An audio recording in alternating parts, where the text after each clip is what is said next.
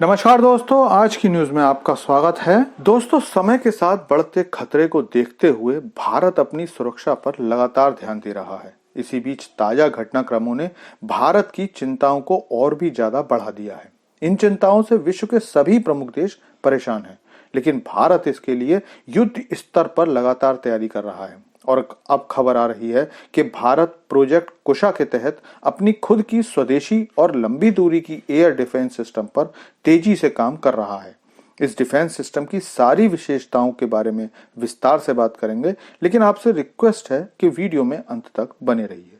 तो दोस्तों, Israel Hamas युद्ध ने दुनिया के सभी देशों को चौकन्ना कर दिया है और अब सबको ये डर सताने लगा है कि विरोधी खेमे के मिसाइलों और रॉकेटों को रोकना हर कीमत पर जरूरी होने वाला है।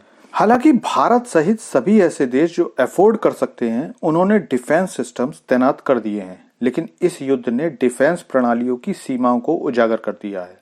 क्योंकि ये तो सही बात है कि चाहे S-400 हो, S-500 हो या इजराइल का आयरन डोम या डेविड स्लिंग्स, अगर बल्क में हमले किए जाएंगे तो ये सारी मिसाइलों या रॉकेट्स को रोक पाने में सक्षम नहीं होते, और थोड़े बहुत मिसाइल या रॉकेट इनके डिफेंस से बचकर आगे निकल जाते हैं। और इन्हीं बचे मिसाइलों को रोकना सबसे ज्यादा जरूरी समझा जाने लगा है। इसी क्रम में भारत ने अपने डिफेंस प्रोग्राम प्रोजेक्ट कुशा के तहत अपने स्वदेशी डिफेंस सिस्टम के प्रोग्राम को तेज कर दिया है और नए संकल्प के साथ इसे सारे टेस्ट और ट्रायल्स के बाद 2028 तक हर हालत में तैनात करने का मन बना लिया है। इस बारे में अब तक खबरें आ रही थीं, लेकिन अब इस पर बहुत बड़ी खबर आ रही है। खबर आ रही है कि भारत सरकार ने इस स्वदेशी डिफेंस सिस्टम की 5 बैटरीज के लिए 21,700 करोड़ रुपए स्वीकृत कर दिए हैं। क्योंकि ये तो सभी जानते हैं कि भारत में रक्षा सौदों से संबंधित बातें कितनी भी हों, लेकिन पूर्व में भी सारे आइडियाज जरूरी बजट स्वीकृत न हो पाने के कारण डिले होते रहे हैं, जिससे न सिर्फ उन प्रोजेक्ट्स की कीमतों में बेतहाशा वृद्धि हो गई, बल्कि इससे राष्ट्रीय सुरक्षा को भी कहीं न कहीं ठेस पहुंची। और इसका सबसे बड़ा उदाहरण भारत का स्वदेशी फाइटर जेट तेजस है, जिसे अब से 15-20 साल पहले बन जाना चाहिए था, लेकिन सरकारों की ढीली प्रक्रिया के कारण ये आज तक पूरी तरह से ऑपरेशनल नहीं हुआ है।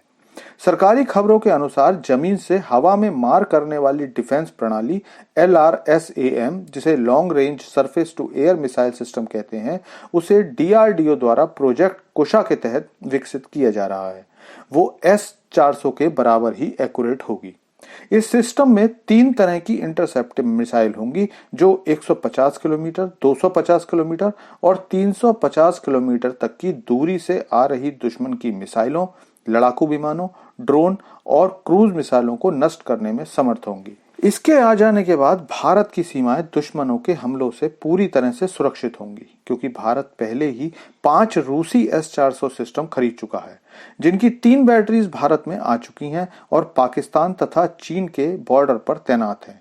बची हुई 2 बैटरीज अगले साल 2024 तक भारत आ जाएंगी। इसके अलावा भारत के पास कम दूरी के रक्षा प्रणाली सिस्टम भी हैं। इनमें ग्राउंड सिस्टम में पुरानी इग्ला, OSA AKM और पेचौरा मिसाइलों से लेकर इजरायली क्विक रिएक्शन मिसाइल, जिसकी दूरी 15 किलोमीटर है, और स्वदेशी आकाश डिफेंस सिस्टम, जिसकी मारक क्षमता 25 किलोमीटर, और Barak 8 medium range SAM system भी है, जिसकी मारक क्षमता 70 किलोमीटर है, जिसे इजराइल और भारत ने मिलकर बनाया है। लेकिन लंबी दूरी की जिस रक्षा प्रणाली का भारत को इंतजार था, भारत सरकार उसे अब मिशन मोड पर पूरा करना चाहती है, जो सुरक्षा की दृष्टि में बहुत अच्छी बात है। लेकिन अब आप कमेंट करके बताइए कि क्या भारत के लिए LRSAM बेहतर है, या आपको लगता है कि S-400 या S-500 ही बेहतर रहेंगे।